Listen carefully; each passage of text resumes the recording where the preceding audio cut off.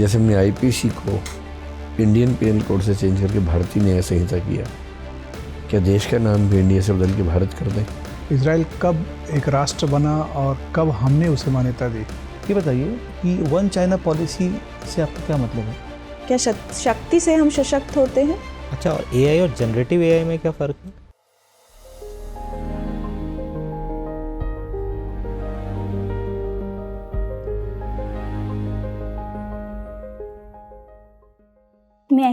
Yes आइए। नमस्ते sir. नमस्कार। नमस्ते मैम। नमस्ते सर। बैठिए। आप हैं भारती साहू? Yes sir. मध्य प्रदेश से। Yes sir. भारती, अपने बारे में वो सब बातें बताइए जो आप डेफ में लिखी हैं और चाहती हैं कि हमें पता हो। सर, मेरा नाम भारती साहू है। मैं मध्य प्रदेश के भोपाल जिले की रहने वाली हूँ। मैंने अपना ग्रेजुएशन बीएससी कंप्यूटर साइंस में किया है। मेरी हॉबी ईशा क्रिया मेडिटेशन और getting insight into women health and hygiene है। ईशा क्रिया मेडिटेशन क्या होता है? सर, ध्यान की एक विधि होती है जो सदगुरु जी के निर्देशन में किया जाता है।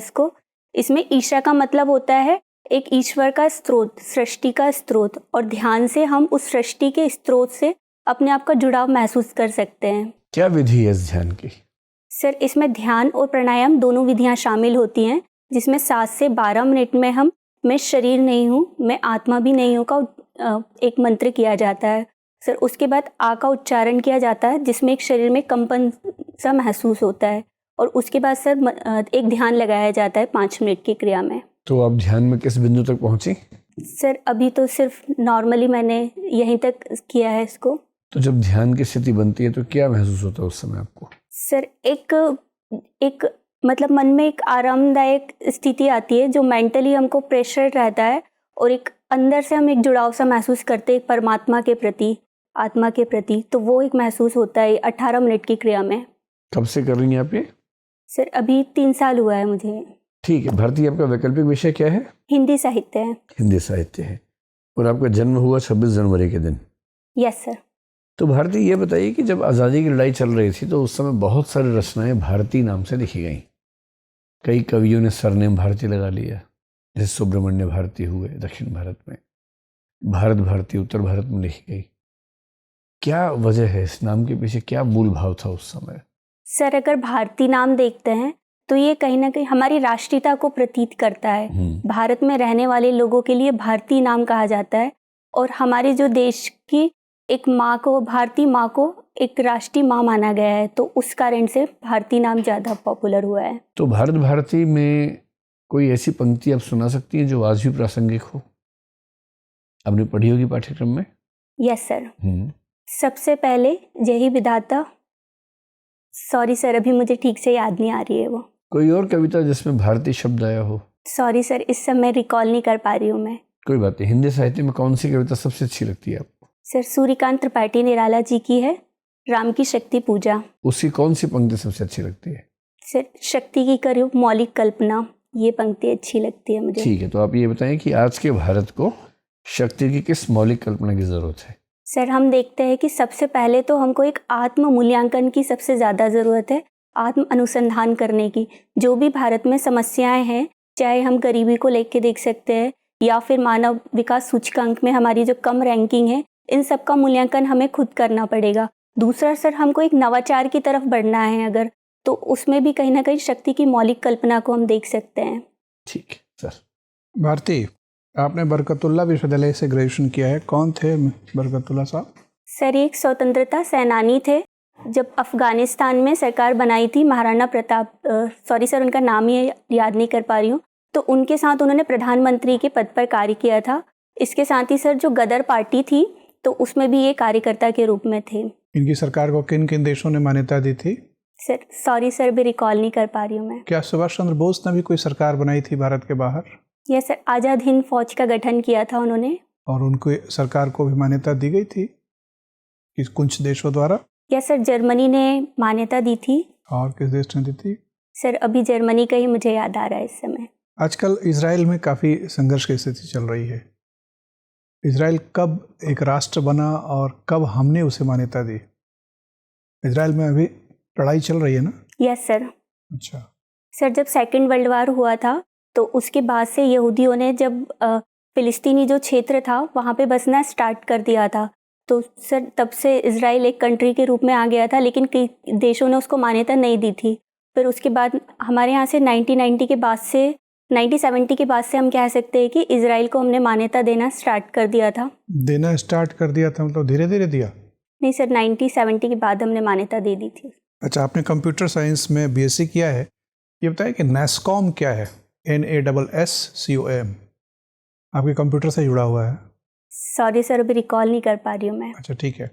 कंप्यूटर विज्ञान के में अनुसंधान या खोज के लिए सबसे बड़ा पुरस्कार दुनिया में कौन सा है? ठीक है, अभी भारत सरकार ने राष्ट्रीय विज्ञान पुरस्कार की घोषणा की है। Yes sir. क्या है इसके बारे में कोई बताएं? सर विज्ञान के क्षेत्र में जो भी अच्छे काम किए जा रहे हैं उनके लिए पुरस्कार दिए जाएंगे। ठीक है, इसके लिए आवेदन करने की तिथि कब से कब तक होगी? सर अभी रिकॉल नहीं हो रहा है मुझे ये। उसका आपके जन्मदिन से कुछ संबंध है? जन्मदिन आपका 26 जनवरी है ना? Yes sir. उससे कुछ संबंध है उसका? सॉरी सर, इस समय रिकॉल नहीं कर पा रही हूँ मैं इसका। अच्छा ठीक है। चूँकि आप भोपाल से हैं तो ये बताएं कि भोपाल में आज़ादी के पहले किस तरह की राजनीतिक व्यवस्था थी? सर भोपाल में बेगमों का शासन हुआ करता था। सबसे पहले तो नवाबों ने शासन स्टार्ट किया था, जिसमें जो दोस्त मोहम्मद खान थे उन्होंने भोपाल के संस्थापक, नए भोपाल के संस्थापक कहा जाता है उनको। तो नवाबों का शासन स्टार्ट हुआ, फिर उसके बाद सर बेगमों का शासन रहा था स्वतंत्रता से पहले, हम कह सकते हैं। नवाबों का शासन लगभग कितने साल पहले शुरू हुआ था? Sir around 17। आज भोपाल की जो पहचान है उसमें बेगमों का क्या क्या योगदान है और पूर्ववर्ती राजाओं का क्या क्या योगदान है? सर अगर पूर्ववर्ती राजाओं को देखते हैं तो सब जो राजा भोज थे उन्होंने तालाब का निर्माण कराया था, भोज मंदिर का निर्माण कराया था। एक जो पुराना भोपाल है उसको बसाने का श्रेय राजा भोज को दिया जाता है। उसी के नाम पे भोपाल का नाम भी हम देखते हैं। उस झील को बनाने के लिए कई पहाड़ियों को काटा गया था, कई नदियों के पानी को मोड़ा गया था। कौन किन नदियों का पानी मोड़ा गया था? सर एक बेतवा नदी का पानी मोड़ा गया था, जिससे कलियासोत के डैम के पास से निकाला गया था। कलियासोत नदी उसको कहा जाता है। ठीक है। कौन कौन से पहाड़ काटे गए थे? ठीक है, एक तो पहचान आपका भोपाल का बहुत बड़ा झील है। Yes sir. और भोपाल की पहचान के और कुछ दूसरे प्रतीक क्या क्या हैं? सर जो वर्ल्ड हेरिटेज साइट्स हैं हमारे एमपी की, वो भोपाल के ही करीब है। जैसे कि हम देख सकते हैं भीमबेटका मंदिर, भीमबेटका है। उसके साथ सांची है, सांची का स्तूप भोपाल के करीब है। आप हिंदी साहित्य की छात्रा हैं, उससे जुड़ा हुआ कोई प्रतीक है भोपाल में? ललित कला के लिए कोई संस्था है महत्वपूर्ण वहाँ? यस सर, भारत भवन है। कब बना? सर 1982 में बना था। चार्ल्स कोरिया ने उसको डिज़ाइन किया था। ठीक है, क्या योगदान है इसका? सर जितने भी साहित्य हमारे यहाँ के प्रोग्राम, कल्चर प्रोग्राम उसमें आयोजित किए जाते हैं। ठीक है, धन्यवाद भारती। Thank you. भारती, सरकार ने भी हाल ही में विकसित भारत का संकल्प रखा है। यस। आज आने वाले 25 वर्षों में भारत को डेवलप्ड कंट्री बनाने का लक्ष्य रखा गया है। आपकी कल्पना में जब भारत डेवलप हो जाएगा, डेवलप्ड कंट्री की श्रेणी में आ जाएगा, तो अभी के भारत और तब के भारत में क्या मुख्य अंतर आएंगे? सर अगर हम सामाजिक परिप्रेक्ष्य में अंतर देखते हैं तो हम हेल्थ के पर्सपेक्टिव में देखेंगे, एजुकेशन में, जहाँ मानव विकास सूचकांक में अभी कहीं ना कहीं निचले पायदान पर हैं। अगर हम डेवलप कंट्री बन जाएंगे तो एक मानव विकास सूचकांक में आ जाएंगे। दूसरे नंबर पे सर हम आर्थिक रूप में देख सकते हैं, आर्थिक महाशक्ति के रूप में भारत की जो एक शक्तिशाली पहचान होगी। तीसरा सर हम देख सकते हैं इसमें राजनीतिक परिप्रेक्ष्य में या कूटनीतिक परिप्रेक्ष्य में ग्लोबल साउथ का। पश्चिमी देश जो हैं, फिनलैंड है, स्वीडन है, इनको हम विकसित देश कहते हैं, बट ये आर्थिक शक्तिशाली देश तो नहीं है। तो आर्थिक शक्ति के बिना भी तो देश विकसित बन सकता है, ऐसा हो सकता है क्या? यस सर, पर फिनलैंड और वो है, उनकी पॉपुलेशन काफ़ी कम है, तो उस परिप्रेक्ष्य में वो एक विकसित श्रेणी में आते हैं। तो क्या हमें भी पॉपुलेशन कंट्रोल पे काम करना चाहिए? यस सर, मुझे लगता है कि पॉपुलेशन कंट्रोल पे काम करना चाहिए हमको, क्योंकि इससे हम ठीक से दो उपाय बताइए आपकी पब्लिक परिवार नियोजन करे तो उनको इस चीज़ के लिए प्रोत्साहित करने के लिए क्या उपाय किए जाने चाहिए? सर सबसे पहले तो उनको इस तरीके के रोल मॉडल दिखाए जाने चाहिए और अवेयरनेस फैलाई जानी चाहिए कि परिवार नियोजन से उनको क्या फ़ायदे हो सकते हैं, क्या बेनिफिट हो सकते हैं। महिलाओं को हेल्थ से रिलेटेड बेनिफिट उसके लिए हमको बताने पड़ेंगे। और जो इकोनॉमिक बेनिफिट है कि अगर कम छोटा परिवार होता है तो हम बच्चों को कितना वेल एजुकेटेड कर सकते हैं, अच्छी क्वालिटी उनको लाइफ दे सकते हैं। किसी परिवार के 3 या अधिक बच्चे हैं तो जो तीसरा बच्चा है उसके मतदान के अधिकार को वापस या छीन सकते हैं क्या ऐसा करना चाहिए हमें? सर, मतदान का अधिकार एक संवैधानिक अधिकार है, तो मुझे लगता है कि मतदान का अधिकार नहीं छीनना चाहिए। इसके लिए हमको क्या कर सकते हैं? दंडात्मक प्रावधान क्या कर सकते हैं?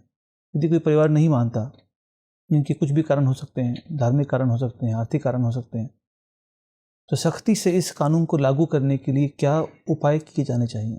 सर, अगर जो इस चीज़ को मानते हैं तो हम उसको कुछ टैक्स, सब्सिडी, बेनिफिट वगैरह और कुछ स्कीम्स के कुछ फ़ायदे उनको बता सकते हैं। और जो इसको नहीं मानते हैं तो हम वहाँ पे स्ट्रिक्टनेस इसमें फॉलो कर सकते हैं कि जैसे जॉब में सिलेक्शन को लेकर हो या आरक्षण को लेकर, तो वहाँ कर सकते हैं सर दंडात्मक कार्रवाई।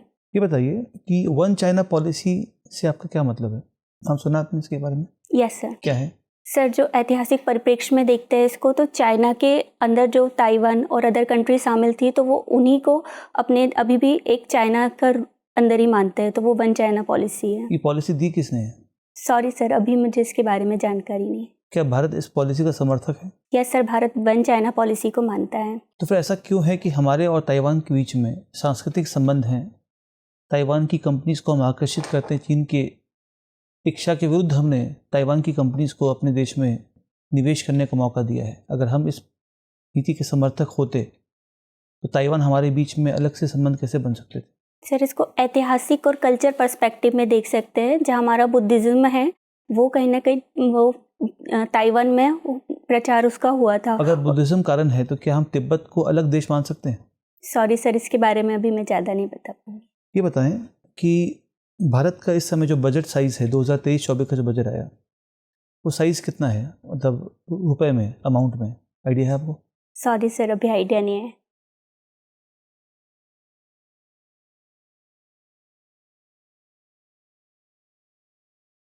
बताएं मुझे कि किन एरियाज़ में आप विशेष प्रावधान चाहेंगे वित्त मंत्री से?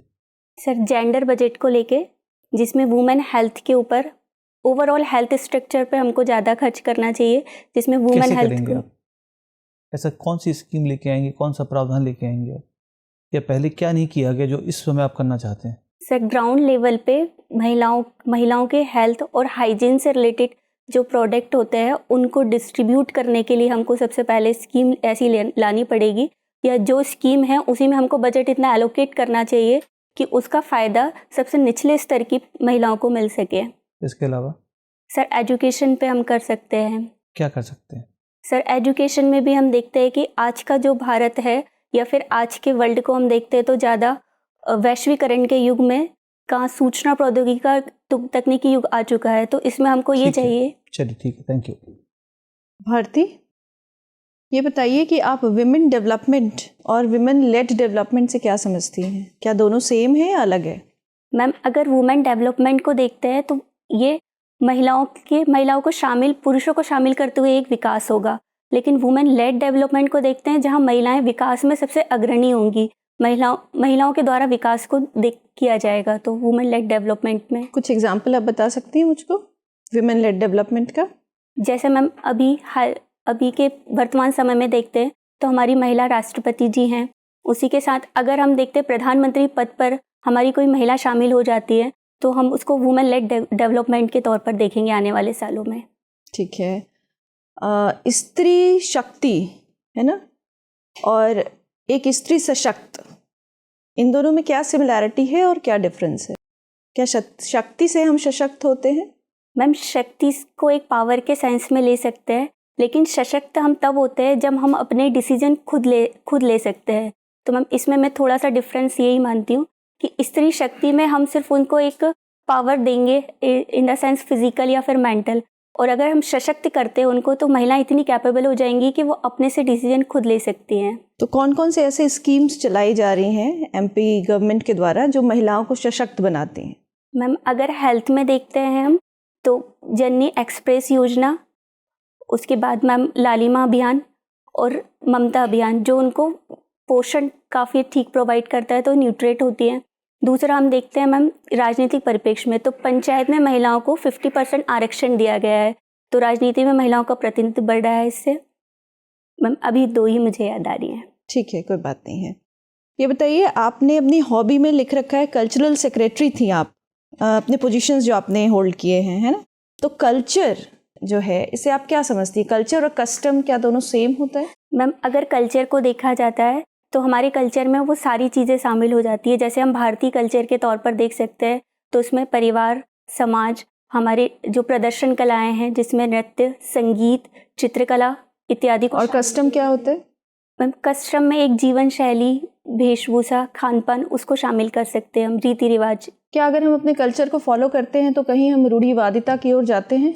नहीं मैम, इसको रूढ़िवादिता नहीं कह सकते। अगर हम पॉजिटिव परिप्रेक्ष्य में हमारे कल्चर को देखते हैं और रूढ़िवादिता के जो पितृसत्तात्मक समाज को पीछे रखते हुए प्रगतिशीलता के साथ अपने कल्चर को फॉलो करते हैं तो हम एक ठीक से उसको मान सकते हैं। तो कल्चर के अनुसार हम ये मानते हैं कि जब मेंस्ट्रुएशन के समय, पीरियड्स के समय लड़कियों को किचन में नहीं जाना चाहिए, तो ये कल्चर है या कस्टम है?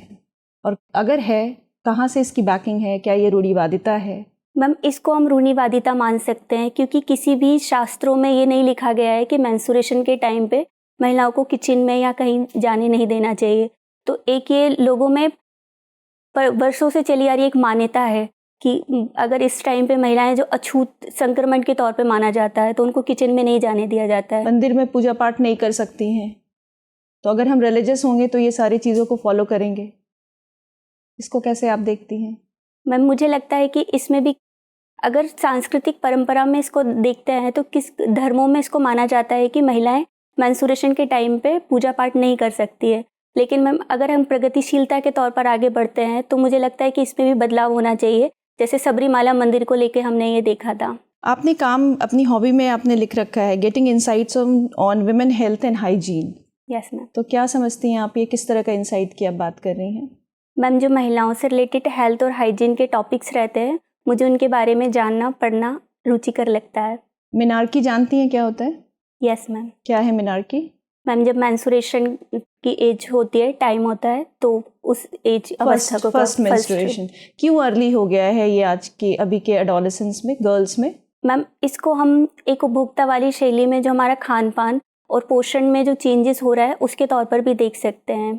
उसके कारण हमारा मेंस्ट्रुएशन का जो साइकिल है वो कहीं ना कहीं इफेक्ट हुआ है। अच्छा, मेरा आपसे आखिरी सवाल है, अगर आपको रिप्रोडक्टिव सिस्टम पढ़ाना है ना, और उससे रिलेटेड हेल्थ एंड हाइजीन भी बताना है बच्चों को, और वो क्लास जो है 8th का है, ठीक है, 8th की कक्षा है और कोएड है, आप कैसे बताएंगी? मैम इसके लिए मैं उनको हेल्थ और हाइजीन से रिलेटेड जो अवेयरनेस है उसको उसके बारे में बताने के लिए मैं उनको कुछ इंडिकेटर्स का यूज़ कर सकती हूँ। जैसे? सॉरी मैम इसको भी मैं ठीक से नहीं। सेक्स एजुकेशन हमारे करिकुलम का पार्ट क्यों नहीं है? मैम क्योंकि इसको उतना ज़्यादा किसी ने सीरियसनेस के साथ नहीं लिया है कि अभी भी ये माना जाता है कि महिलाओं में एक ये नॉर्मली प्रॉब्लम है। लेकिन इसको अगर हम देखें तो राजनीतिक तौर पर या फिर सामाजिक तौर पर इसको एक पितृसत्तात्मक समाज के कारण इसको एक छुआछूत का विषय माना जाता है। इसको बात करने में टैबू का विषय समझते हैं, तो इसलिए इसको पार्ट अभी तक नहीं बनाया गया है। ठीक, थैंक यू भारती सर।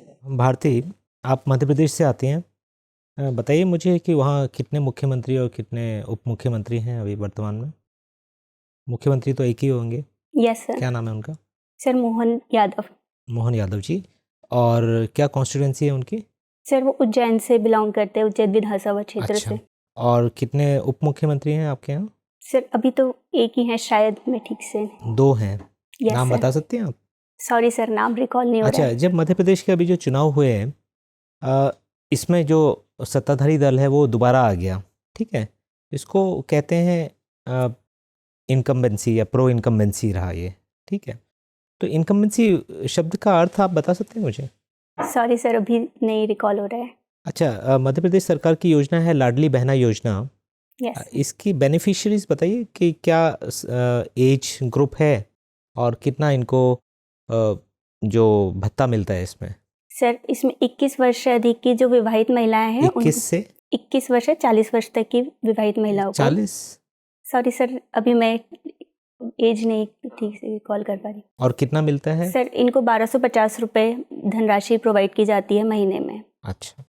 और अभी स्वच्छता सर्वेक्षण जो आया है 2023 का, इसमें मध्य प्रदेश की क्या रैंकिंग है? Sir 2nd rank Madhya Pradesh की है। अगर हम देखते हैं तो भोपाल जो है सबसे स्वच्छ राजधानी के तौर पर आया है और इंदौर को सबसे स्वच्छ शहर के रूप में इंदौर के पुरस्कार। साथ क्या कोई और शहर भी है जो पहले नंबर पे है? या सर सूरत है। सूरत है, ठीक है। ये बताइए कि जो प्रोजेक्ट जीता है इसको आप क्या मानेंगे, ये सफल है या विफल हो गया है? सर इसको पूरी तरीके से विफल नहीं माना जा सकता, क्योंकि अभी चीता के कुछ टाइम पहले ही 2 बच्चों को जन्म दिया गया था, लेकिन हम देखते हैं कि जहाँ दक्षिण अफ्रीका से, नामीबिया से जो चीते लाए गए थे, उनमें कहीं ना कहीं जो जोग्राफिकल उनका चेंजेस हुआ है, तो कुछ चीतों की मौत ही हुई है। हाल ही में कुछ समय पहले शौर्य चीता नामक उसकी मौत हो गई है।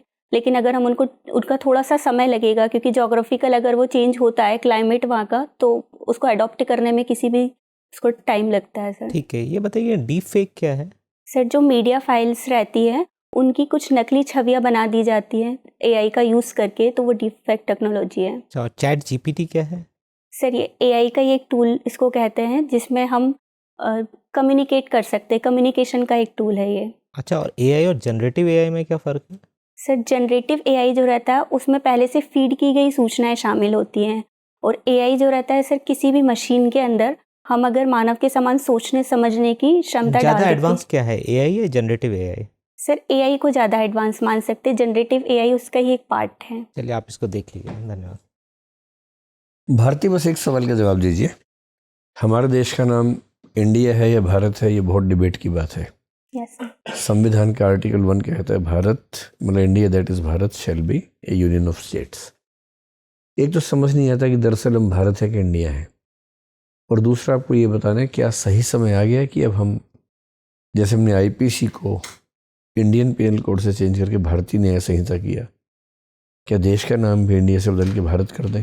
सर जैसे कि हमारे भारतीय संविधान के अनुच्छेद 1 में इंडिया दैट्स भारत कहा गया है, तो सर अगर हम इंडिया और भारत को साइमल्टेनियसली यूज़ कर सकते हैं, किसी एक नाम के साथ हम उसको नहीं जोड़ सकते। जहां हमारा भारत नाम है वो हमारे ऐतिहासिक और पौराणिक व्याख्या को, सांस्कृतिक मान्यता को प्रदर्शित करता है, वही इंडिया नाम हम देखते हैं कि अंतर्राष्ट्रीय स्तर पर हमारी पहचान को प्रदर्शित करता है। तो मुझे लगता है सर दोनों नामों के साथ हम इसको, लेकिन किसी का नाम तो एक ही होना चाहिए। जैसे आपका नाम भारती है, आपका नाम इंग्लैंड जाएंगे तो इंडियन थोड़ा ना हो जाएगा, भारतीय रहेगा।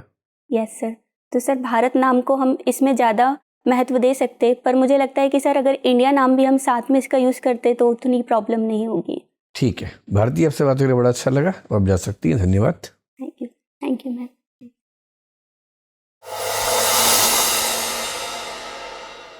आइए, तो भारती कैसी हैं आप? ठीक हूँ सर। ठीक है। कब है इंटरव्यू यूपीएससी में? 31 जनवरी को। तैयारी कैसी है? सर अभी ठीक नहीं है। नहीं है तो फिर तुम्हारे पास है 10-11 दिन, इतना काफ़ी होता टाइम रिवीजन के लिए। आपको लेके जो जनरल हमारा परसेप्शन है वो ये कि आप समझदार हैं, स्मार्ट हैं, बात करती हैं ठीक से, जहाँ कम पता है वहाँ भी कम से कम बात रखती हैं, घबराती नहीं है। कई बच्चे चुप हो जाते हैं, आप कम से कम चुप नहीं हो रही हैं, बोल रही हैं। जो दिक्कत आ रही है वो ये है कि अभी आपके फैक्ट्स बहुत तैयार नहीं है। Yes sir. जैसे भारती आपका नाम है तो भारत भारती आपको पढ़ना ही पड़ेगा, सुब्रमण्यम भारती को देखना ही पड़ेगा। Yes sir. ईशा वाला जो आपने बताया मेडिटेशन, वो भी ठीक था, थोड़ा सा और गहराई से अगर बताएंगे ना, मेंबर्स की मन करता है कि कुछ नया जानने को मिले। Yes sir. मैंने पूछा ध्यान क्या है, तो आपने जो बताया ठीक है, लेकिन थोड़ा और गहराई से बताइए, क्योंकि आपने वो प्रैक्टिस किया है, अनुभव किया है, तो आपकी बात में गहराई आनी चाहिए। यस। सभी का एक ही परसेप्शन है कि आपके पास हर चीज़ का एक बेसिक जानकारी है, थोड़ी गहराई के साथ, थोड़ी स्पष्टता के साथ बताएंगे तो प्रभाव बढ़ेगा। आवाज़ अच्छी है, कॉन्फिडेंस अच्छा है, आप बात रख रही हैं, लेकिन आपके चेहरे पर ये भाव लगातार बना हुआ है कि आप जैसे घबराई हुई हैं, आपको लग रहा है कि इंटरव्यू अच्छा नहीं हो रहा। ये सब नहीं सोचना है, आप अच्छा इंटरव्यू दे रही हैं, केवल फैक्ट्स की कमी है, और जब आप पढ़ लेंगे 10 दिन तो वो भी ठीक हो जाएगा। डरने का तो मसला ही नहीं है ना, कुछ खास लिखने का नहीं है। एक ही बात लिखनी है कि पूरा डेफ के बेस पे सिलेबस रिवाइज कीजिए, अपना ऑप्शनल भी, जीएस की फास्ट रिवीजन कीजिए, डेफ में जो जो बातें लिखी हैं उन पे क्वेश्चन सोचिए, नोट्स बनाइए। गणतंत्र दिवस को लेकर थोड़ा सा पढ़ लीजिएगा। Yes sir. गणतंत्र दिवस क्या है, क्यों मनाते हैं, उसका हिस्टोरिकल सिग्निफिकेंस क्या है, वो सब चीज़ें।